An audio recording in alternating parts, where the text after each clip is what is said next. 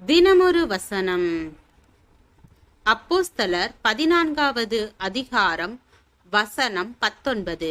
பின்பு அந்தியோகியாவிலும் இக்கோனியாவிலும் இருந்து சில யூதர்கள் வந்து ஜனங்களுக்கு போதனை செய்து பவுலை கல்லெறிந்து அவன் மரித்து போனான் என்று எண்ணி அவனை பட்டணத்துக்கு வெளியிலே இழுத்து கொண்டு போனார்கள். யோசேப்பின் மேல் அவனுடைய சகோதரர்களின் பொறாமையும் எரிச்சலும் மிக அதிகமாக இருந்தது. அதன் விளைவாக சில கஷ்டங்களும் வருத்தங்களும் யோசேப்பிற்கு வந்தன.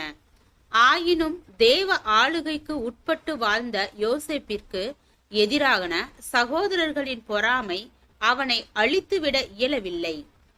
மனிதர்களுடைய பொறாமையும் காரணமற்ற எரிச்சல்களும் பலவேளை நம்மேல் சிங்கங்களைப் போல பாய்ந்து வருவது உண்டு.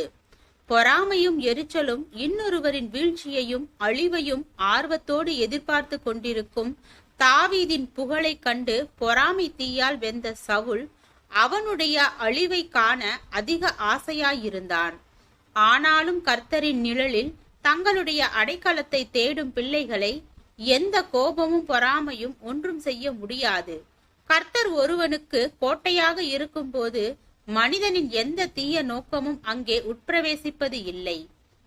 அந்தியோகியாவிலும் இக்கேனியாவிலும் வெற்றிகரமாக ஊழியம் செய்த பவுல் அப்போஸ்தலனை கண்டு பொறாமையால் நிறைந்தனர். சில யூதர்கள் எரிச்சல் மிகுதியால் அவர்களை துரத்தினார்கள். ஆனாலும் சோர்ந்து போகாத பவுலின் ஊழியம் லிஸ்தீரா என்னும் இடத்தில் தொடர்ந்தது. பொறாமையால் நிறைந்த யூதர்கள் அங்கும் வந்தனர்.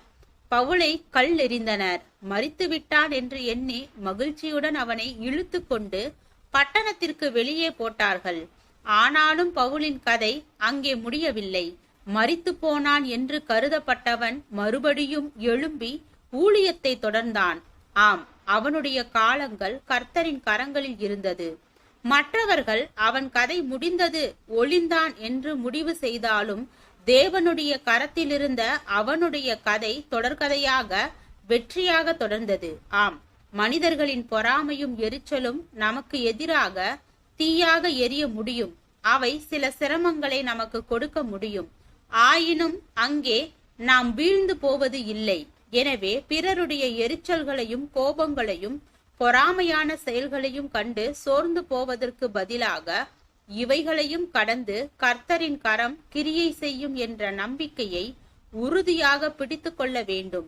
எரிச்சல் அடைகிறவர்களுக்கு நடுவில் தேவன் நம்மை எழுச்சியுடன் எழுந்து நிற்க வைத்து கனப்படுத்துவது நிச்சயம்.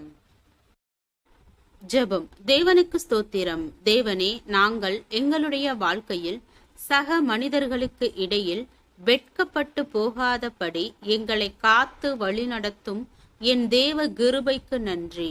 ஆமென்.